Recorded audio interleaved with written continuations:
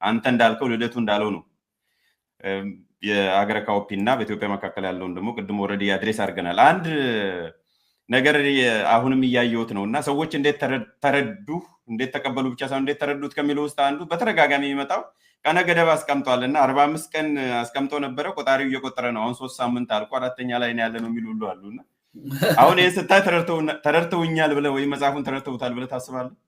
ያው እሱ ያለብን መሰረታዊ ችግር ነው እና ብዙ ጊዜ ቸኩሎ አስተያየት መስጠት በደንብ ሳይረዱ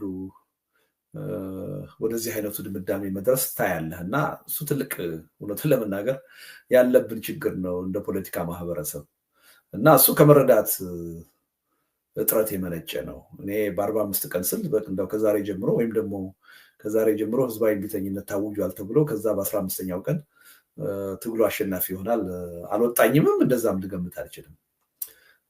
11 ቅድመ ሁኔታዎችን እዛ ላይ አስቀምጫለሁ። እነዚህ ቅድመ ሁኔታዎች በጣም ከባድ ስራ የሚጠይቁ ጊዜ የሚጠይቁ ናቸው። እነሱን በብቃት የፖለቲካ ኃይሎች፣ ሲቪክ ማህበራት፣ ሚዲያዎች፣ በትግሉ ውስጥ ተሳታፊ የሆነው ህብረተሰብ እነዚህን 11 ቅድመ ሁኔታዎች በብቃት ከሰሩ አስቀድመው ከሰሩ ከዛ በኋላ በ45 ቀን አንድን አምባገነን መንግስት ማሸነፍ ይቻላል የሚል እምነት ነው ያለኝ እንጂ እንዳው ከዛሬ ጀምሮ ቁጥሩ የሚል ነገር የዛ አይነት ሞኝነት ከኔ መጠበቅ ትክክል አይመስለኝም። ጽሁፉም አይልም እንደዛ። እንደውም 11ዱን ቅድመ ሁኔታዎች ማሳካት እጅግ ከባድ እንደሆነ ትልቅ ቻሌንጅ እንደሆነ ነው መጽሐፉ የሚያሳየው እና ይሄን ካለመረዳት ዝም ብለው አንዳንዶቹም መረዳት አቅቷቸውም ላይሆን ይችላል። እንዲሁ ዝም ብሎ አለ አይደለ ለማጠልሸት የተዛባ መልእክት ለህብረተሰቡ ለማስተላለፍ የሚፈልጉም ሰዎች ሊሉት ይችላሉ። ከግንዛቤ ጥረትም ደግሞ አንዳንዶቹ ሊሉት ይችላሉ። ዞሮ ትክክል አይደለም፣ እንደዛ አይደለም። ገና ወራትን አመታትንም ሊፈጅ ይችላል እነዛ 11 ቅድመ ሁኔታዎች እስካልተሟሉ ድረስ። በእኔ እምነት ግን እነዛ 11 ቅድመ ሁኔታዎች ከአሁን ጀምሮ ከሰራናቸው፣ በፍጥነት ከሰራናቸው፣ በብቃት ከሰራናቸው እዛ በኋላ በህዝባዊ እምቢተኝነት በ45 ቀን ውስጥ አንድን መንግስት ማሸነፍ ይቻላል የሚል እምነት አለ። ይሄ ደግሞ ዝም ብሎ በሀሳብ ብቻ የሚቀርብ አይደለም። ሞገስኛ እኮ በዚህ ጉዳይ ስንከራከር እኔ መጽሐፍ ከጀመርኩ በኋላ እኮ በጀንዚ ሙቭመንት እኮ 2 መንግስት እኮ ተቀይሯል። 45 ቀን አልፈጀባቸው። እንዳውም እነዛን 11 ቅድመ ሁኔታዎችን ያሟሉ አይደሉም እነሱ በስሜታዊነት በድንገት የተነሳ ነው። ያም ሆኖ በ2-3 ሳምንት ጊዜ ውስጥ ነው መንግስት መቀየር የቻለው። አረብ ስፕሪንግ መለስ ብለን ከ10 ዓመት በኋላ እኮ ማስታወስ እንችላለን። በጣም ስፖንታኒየስ በሆነ ሁኔታ የተካሄደ አብዮት ነው። በፓርቲዎች የተመራ የታቀደ የታሰበበት እነዚህን እኔ የምላቸውን 11 ቅድመ ሁኔታዎች ያሟላ አልነበረም አረብ ስፕሪንግ የተካሄደ። አብዛኛዎቹ ከአንድ ወር ማክሲመም ከአንድ ወር ከ15 ቀን ባልበለጠ ጊዜ ነው መንግስትን ማንበርከክ የቻሉት እና ዝም ብሎ በምኞት ወይም በስሜት የተባለ ነገር አይደለም።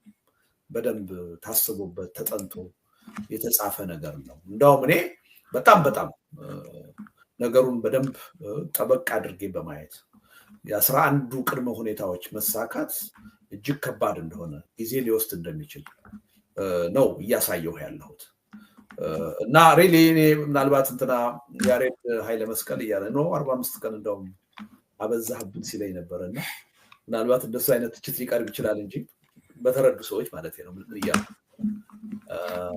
45ቱን ቀን እንደማይሆን ወይም ደግሞ በስሜት እንደቀረበ አድርጎ ማየት ተገቢ አይመስለኝም። ቅድም ያልከው ነገር እኔንና ድርሰቱን የመለየት ችግር አለ። በአንድ በኩል ምንም ጥርጥር የለውም አስተሳሰቤ የኔ አስተሳሰቦች እዚህም እዛም አሉ። በተለይ ለህብረተሰቡ እንዲተላለፉ የትግል አጀንዳ እንዲሆኑ የምፈልጋቸው ሀሳቦች እዛ ውስጥ አሉ። እነሱ የኔ ሀሳቦች ናቸው። ግን ደግሞ ድርሰት ስለሆነ እዛ ውስጥ ያለው ሀሳብ ሙሉ በሙሉ የኔ ነው ማለት አይቻልም። አሁን ለምሳሌ ደራሲ ኒሻ ግማሹን አስተሳሰቡን ልደግፈው እችላለሁ፣ ልጋራው እችላለሁ፣ ግማሹን አስተሳሰቡን አልጋራው። ኦሊንጎን እንደ ተራኪ ወይም ጸሐፊ ሆኖ የሰራው ሰው የኔ አይነት የፖለቲካ ልምድ ያለው ሰው አይደለም። በጣም ኖቪስ የሆነ ከቤተሰቦቹ ጋር ካየው የቅራኔ ግጭት ተነስቶ ስለ ፖለቲካ ማሰብ የተገደደ ወጣት ነው። ሌሎቹም ገጸ ባህሪዎች ቢሆኑ አንድና አንድ በቀጥታ አንተ ነህ ተብሎ ወይም እኔን የሚወክል እዛ የለም። እንደውም ኦሊንጎ በአመዛኙ የጦርነቱ ውጤት ነው ማለት ይቻላል። እና እኔን ብቻ አይደለም ሌሎችን ገጸ ባህሪያትም ከሌ ማለት እኮ ከሌ ነው ወይም ልደቱ ከሌን እኮ ያስቀመጠው ከሌን ለማለት ነው ብሎ በእርግጠኝነት ሙሉ በሙሉ ማለት ነው የሚመሳሰሉ ሰዎች አሉ። ለማቅረብ አይቻልም። ሀገሪቱም እንደዛ ከኢትዮጵያ ሪያሊቲ ጋር አንድና አንድ አይደለችም። በታሪኳ የተለየች ነች። ባለው የህብረተሰቡ ስነልቦና የተለየች ነች። በብሔር በሃይማኖት ተዋጽኦ የተለየች ነች። ብዙ ነገሮች የተለዩ ናቸው። ግን ደግሞ መሰረታዊ የምላቸው በትግል አጀንዳነት ያቀረብኳቸው ነገሮች ለኢትዮጵያም የሚሰሩ ናቸው የሚል እምነት አለኝ። ለኢትዮጵያም እንዲሰሩ ሆን ተብለው ነው የቀረቡት። እንግዲህ ፈጠራ እኮ ድርሰት አንዱ የሚሰጥህ እድል ያ ነው። የምትፈልገውን አቋም ወይም አመለካከት በምትፈልገው መልኩ ለማቅረብ እድል ይሰጣል።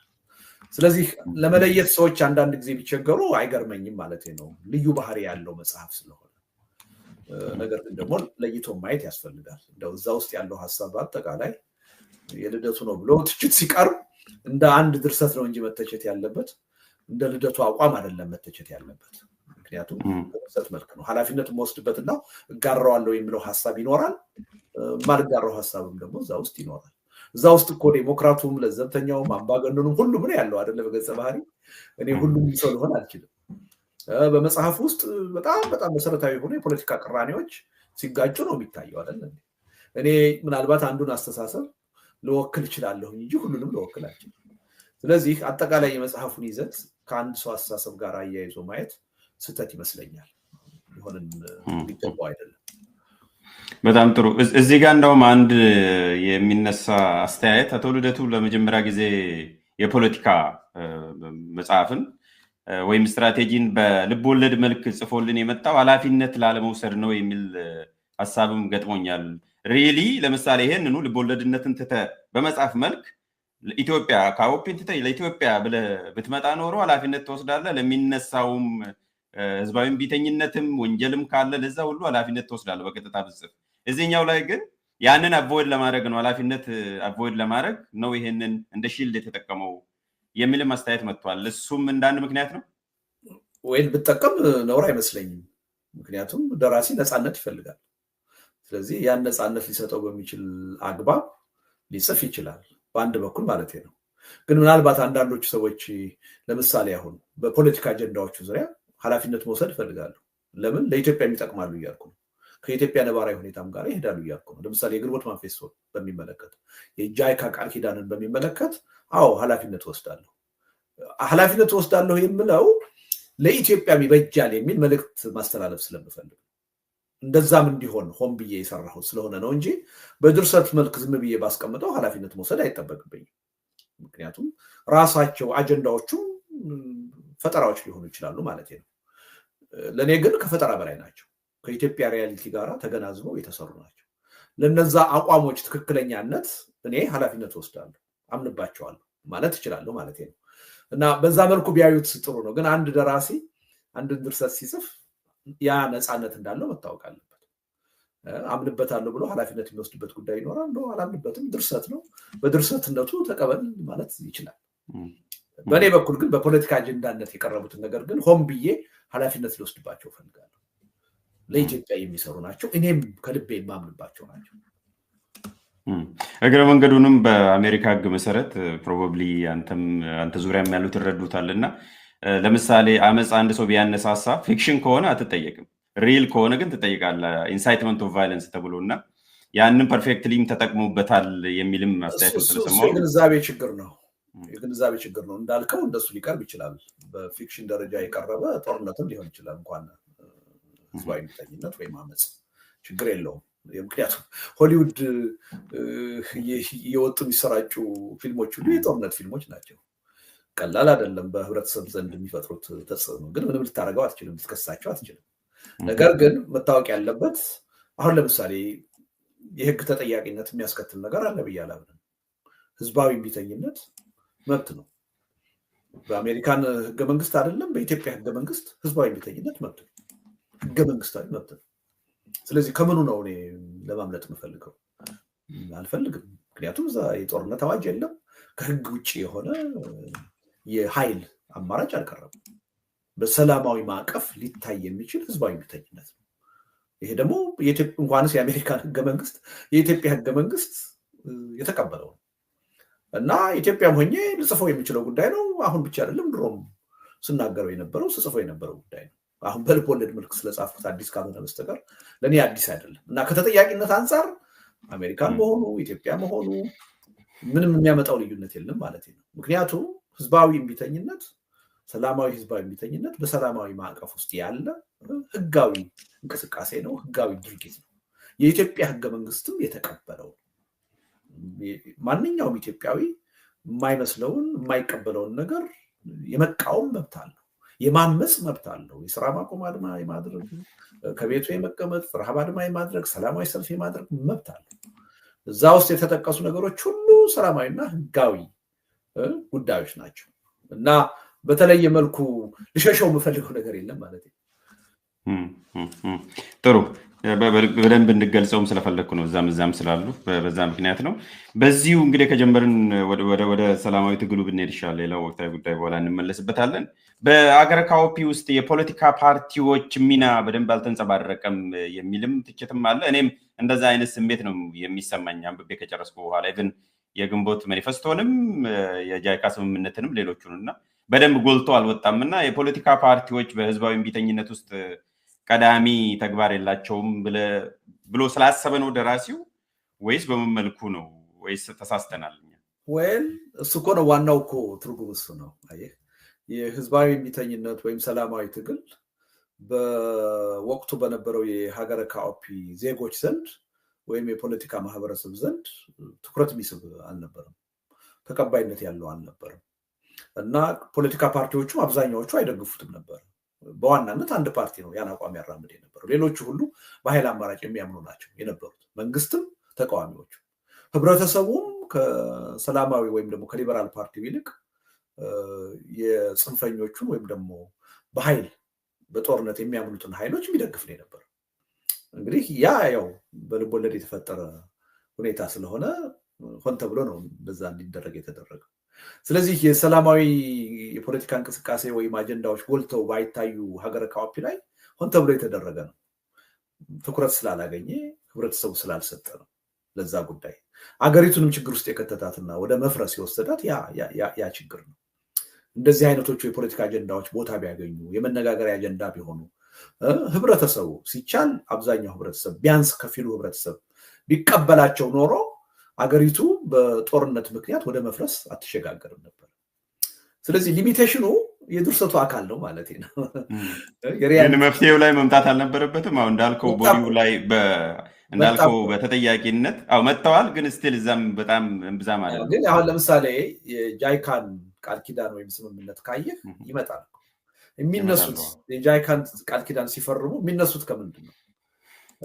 የራኬላ ሆሳን የሊበራል ፓርቲ መሪዋን ሀሳብ ባለመቀበላችን፣ የደራሲ ኒሻን ሀሳብ ባለመቀበላችን፣ እንዳውም ኋላ መፈንቅለ መንግስት አድርጎ ራሱን ከፖለቲካ ጥያቄ ነፃ አድርጎ የሽግግር መንግስት ሊጠይቅ እንዲካሄድ የጠየቀውን ሻለቃ ሳይቀር ሀሳብ ሳንቀበል በጦርነት ሀገራችንን ማፍረሳችን ጸጽቶናል ብለው ነው የሚነሱት። ጸጽቶናል ብለው ከተነሱ የግንቦት ማኒፌስቶን ተቀብለውታል ማለት ነው። እንደውም ለሀገራችን መድህን ይሆን ነበር ብለው አምነውበታል ማለት ነው። የሽግግር መንግስት ጥያቄ ተቀብለውታል። በጦርነቱ ወቅት ግን አልተቀበሉት፣ አልመሰላቸው፣ አይጠቅምንም ብለው ነው ያሰቡት። በጦርነቱ አሸንፈን ራሳችን የበላይ እናደርጋለን፣ ራሳችን አሸናፊ እናደርጋለን፣ ራሳችን የስልጣን ባለቤት እናደርጋለን ብለው የየራሳቸውን ሂሳብ ሰሩ እንጂ ጦርነቱ ሁላችንንም ይዞ ይጠፋል ብለው አላሰቡም።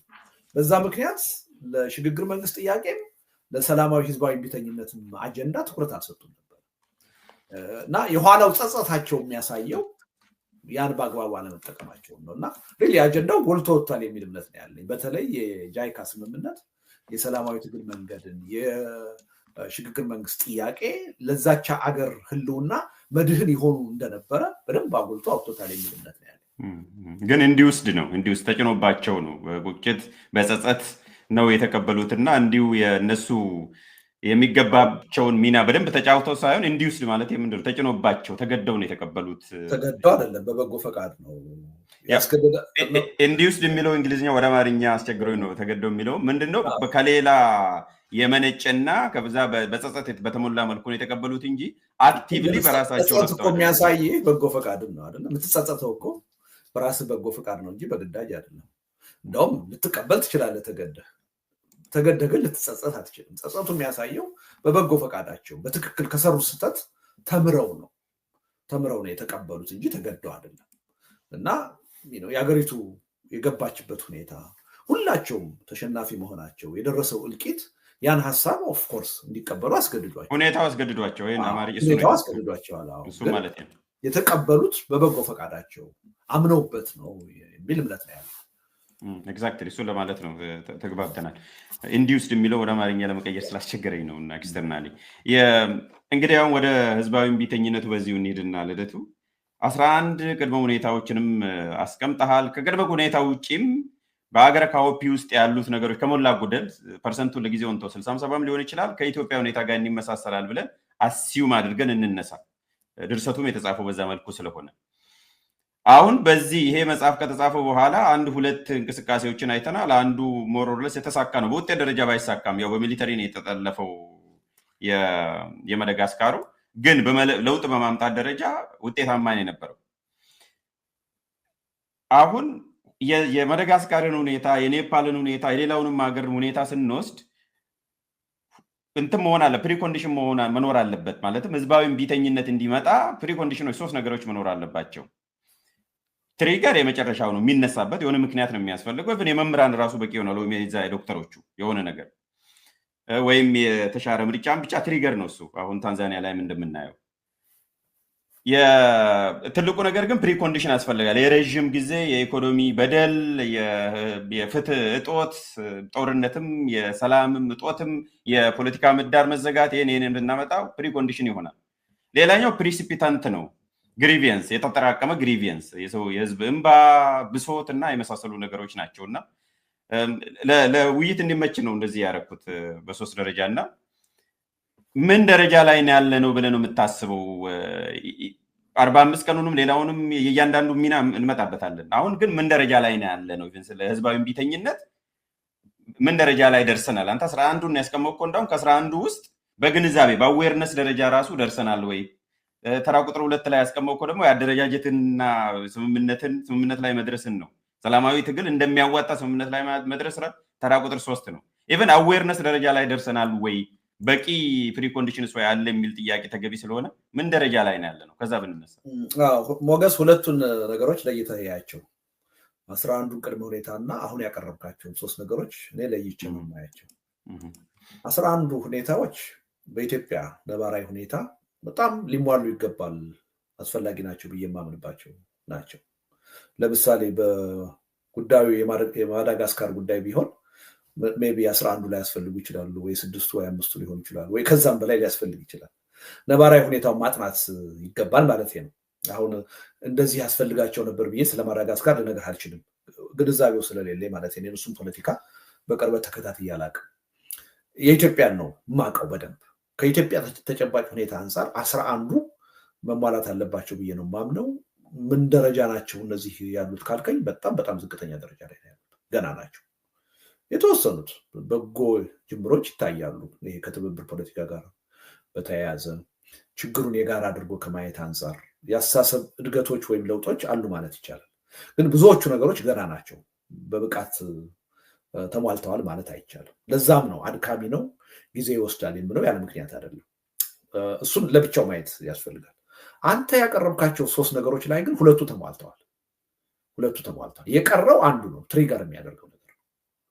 በኢትዮጵያ ተጨባጭ ሁኔታ አንዱ ትልቁ አደጋ ይሄ ነው። ሁለቱ ነገሮች ተሟልተዋል። የሆነ ትሪገር የሚያደርገው ነገር ድንገት የሆነ ቦታ ላይ ብልጭ ካለ ሰላማዊ ህዝባዊ እምቢተኝነቱ ሊቀጣጠል ይችላል። ያኔ ግን ያ ትግል ሄዶ በአንድ በኩል እንደማይጠለፍና እንደማይኮላሽ እርግጠኛ መሆን አትችልም አይደለም። በሌላ በኩል ደግሞ ወደ መንግስት የለሽ ሁኔታ ሀገሪቱን እንደማያስገባት እርግጠኛ መሆን አትችልም። በሌላ በኩል ደግሞ አንድን አምባገነን አውርዶ በሌላ አምባገነን የሚተካ እና ዘላቂ ውጤት የማያመጣ መሆኑንም እርግጠኛ መሆን አይቻልም።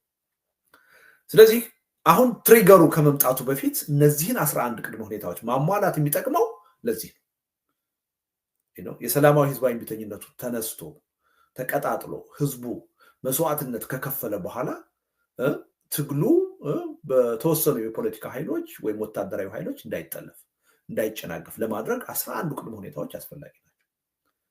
ሁለተኛ የሚመጣው ለውጥ ራሱ ወደ መንግስት የለሽ ሁኔታ ወደ ባሰ ቀውስ እንዳይከተን የሀገሪቱንና የህዝቡን አጠቃላይ ህልውና ጥያቄ ውስጥ እንዳያስገባ 11ዱ አስቀድሞ መሟላታቸው ይጠቅማል የሚል እምነት አለ።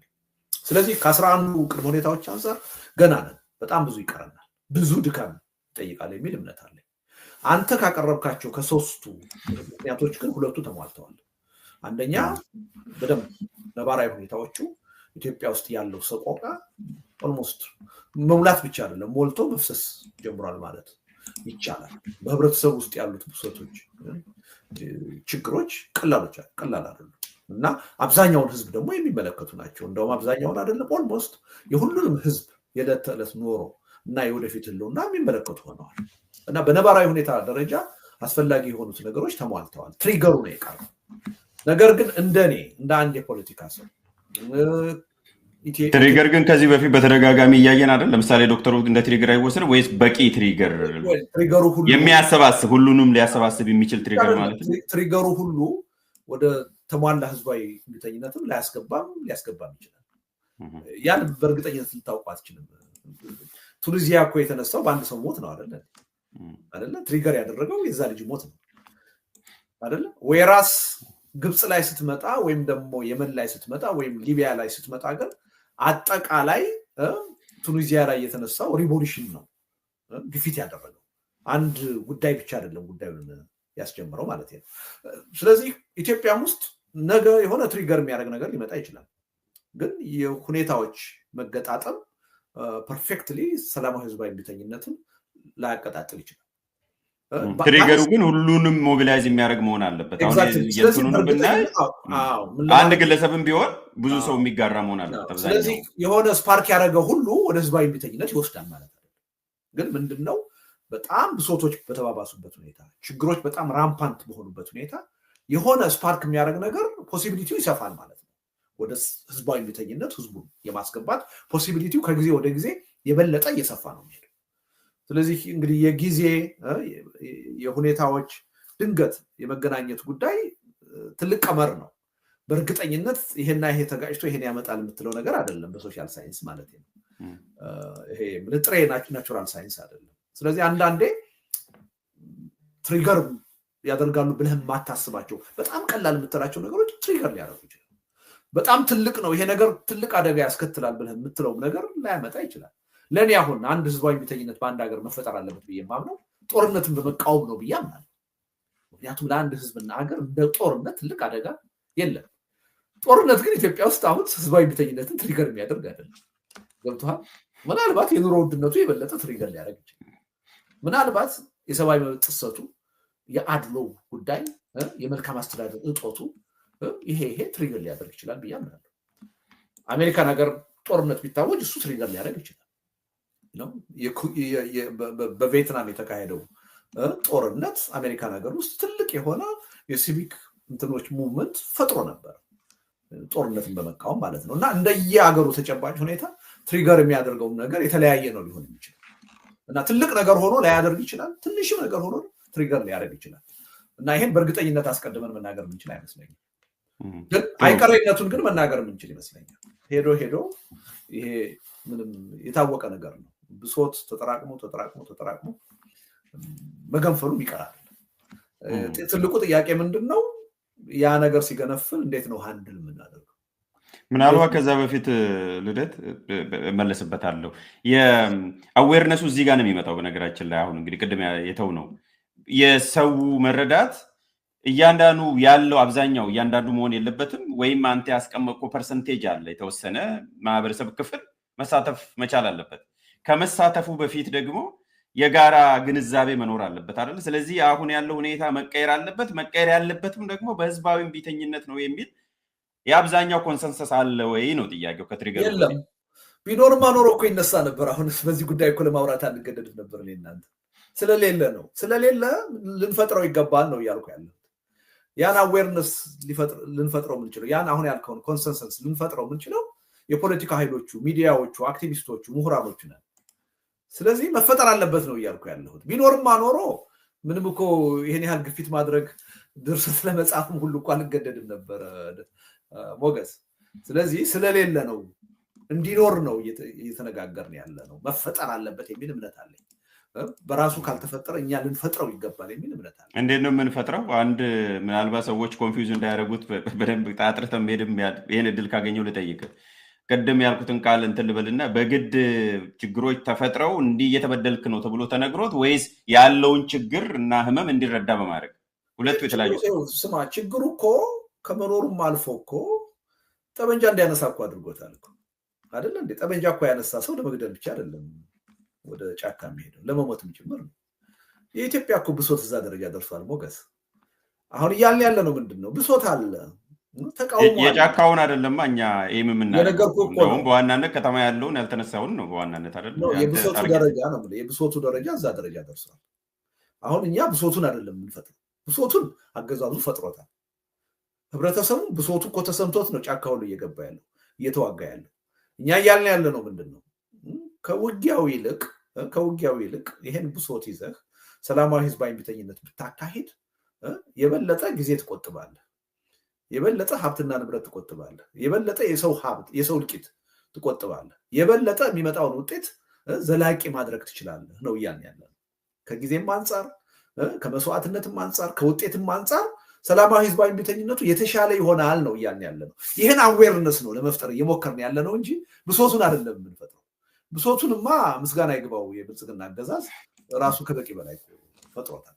እንኳንስ በሰላማዊ ጠመንጃ አንስቶ ሰው ውድና ምትክ የሌለውን ህይወቱን እኮ ለመገበር ጫካ እንዲገባ እኮ አድርጎታል በገፍ። ስለዚህ ብሶቱን አይደለም የምንፈጥረው እኛ በየትኛው መንገድ ብታገል ነው የበለጠ ውጤታማ መሆነው በሚለው ላይ ያስተሳሰብ ለውጥ እንዲመጣ ይሄን ሀሳብ እንዲቀበል ነው የምንፈልገው እና እንዲተገብረው እሱ ላይ ነው ትኩረታችን። አዎ ከዚህ በፊት በነበረው ውይይት ላይ በአብሮነት በተዘጋጀው ዝግጅት ላይ ህዝቡ ባይነሳ እንኳን እኛ እንዲነሳ እናደርጋለን ብለህ አስተያየት ስለሰጠ ኢንጂነር ሊያደርግ ነው ብሶትን ፈጥረው ህዝቡ እንዲነሳሳ ለማድረግ ነው የሚል አረዳድ ስለነበረ በአንድ አይደለም በበርካታ ሰዎች እንደዛ ስለነበረ ለዛ ነው የጠየቅኩ። በርካቶች እኮ ይሳሳታሉ። እንኳን በርካቶች ህዝብ እኮ ይሳሳታል። የኔን አመለካከት ምታቅ ይመስለኛል። በርካቶች ቢሆኑ የሚገርም አይደለም ማለት ነው። እውነታውን ሊቀይረው አይችልም በርካታ ስለሆነ። ስለዚህ ብሶቱን እኛ አይደለም የምንፈጥረው። እኛን ራሱ እንዳውም የፈጠረን በዚህ የፖለቲካ መድረክ እንድንገኝ ያደረገን ብሶቱን አገዛዙ የፈጠረው ብሶቱን። እኛ ብሶቱን መፍጠር አያስፈልገንም። ፈጥሮታል፣ ከበቂ በላይ አገዛዙ ፈጥሮታል። እኛ የምንፈጥረው ምንድን ነው? በሰላማዊ ህዝባዊ እምቢተኝነት ትግሉን እንዲያደርግ ግን ተነሳሽነቱን እኛ መፍጠር አለብን። በአቅጣጫው እንዲያምንበት እኛ ግፊት ማድረግ አለብን። ባያምንበት እንኳን እንዲያምንበት የማድረግ ኃላፊነት የኛ ነው የሚል እምነት አለኝ። ስላላመነበት ነው እስካሁን ያላደረገው። እዚህ የምንፈጥረው አዌርነሱን ነው የምንፈጥረው፣ ስልቱን እንዲቀበል ነው እንጂ ብሶቱን የመፍጠር አቅሙም የለንም። ተቃዋሚ የሆነ እኮ ብሶቱን ልትፈጥረው አትችልም። ብሶቱን የሚፈጥረው አገዛዝ ነው። አገዛዝ ደግሞ ከበቂ በላይ ኢትዮጵያ ውስጥ ብሶቱን ፈጥሮታል። ስለዚህ ይሄን ሁለቱን ለይቶ ማየት ያስፈልጋል። ግን ሰላማዊ ትግልን ሰላማዊ ህዝባዊ እምቢተኝነትን ተቀባይነት እንዲያገኝ ህብረተሰቡ በዛ ረገድ አምኖበት ትግል እንዲያደርግ መቀስቀስ ሆን ብሎ መቀስቀስ የፖለቲካ ኃይሎች ስራ ነው። ወንጀል አይደለም፣ ኃጢአት አይደለም፣ ስራችን። ይህን ስራችንን መስራት አለብን ነው። ስለዚህ ህብረተሰቡ በግንዛቤ ማነስ አይጠቅምም ብሎ በማመን ባያስነሳው እንኳን እኛ ግፊት አድርገን እኛ ተጽዕኖ ፈጥረን እንዲነሳ እናደርገዋለን ነው እያልኩ። ያ ደግሞ ስራችን። በጣም ጥሩ። እሱ በደንብ እንዲጠራ ስለፈለግኩኝ ነው። ሁለቱ ስጀምርም እንደሚለዩ አስቀምጬ ነው ኮንሰፕቹዋሊ። በከተማ ላይ ግን አሁን ጫካ የገቡት ከብሶትም አልፎ እንደውም ወደ መፍትሄ ደረጃም ሄደዋል።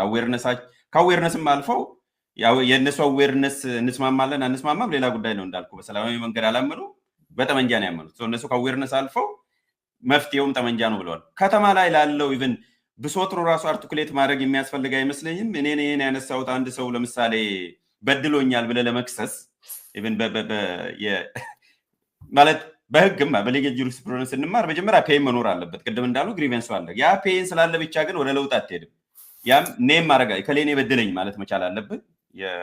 የበደሉን ምንጭ አርቲኩሌት ማድረግ አለብን። ቀጥሎ እንደገና ብሌም ታደርጋለህ። ሶስተኛ ላይ ነው ክሌም የምታደርገው ወደ መፍትሄ የምትሄደውና በዚህ ደረጃ ከተማ ላይ ላለው ማህበረሰብ በተደጋጋሚ አምናም በጻፍከው ላይ ሰላማዊ ትግል አይደለም የከሰረውም የወደቀው እኛ ነን በሚለው ጽሁፍ ላይ ያልከው እንደዛ ነውና ከተማውን ነው ታርጌት ያደረከው። በከተማ ደረጃ ከአዌርነሱም በላይ ብሶቱን አርቲኩሌት በማድረግ ደረጃ የሚቀርብ አይመስለኝም። እዚህ ላይ ከብዙ ሰዎች ጋር አለያለሁ። ያው እየደከማችሁ እንደሆነ ሚዲያዎች አያለሁ በየቀኑ አገዛዙ ይሄን እያደረገ ነው፣ ይሄን በደል እየፈጸመ ነው፣ ይሄን ችግር እየፈጸመ ነው እያላችሁ በየቀኑ ትናገራላችሁ። ያው ሚዲያ ስለሆናችሁ ያን ማድረጋችሁ ስህተት ነው ልል አልችልም።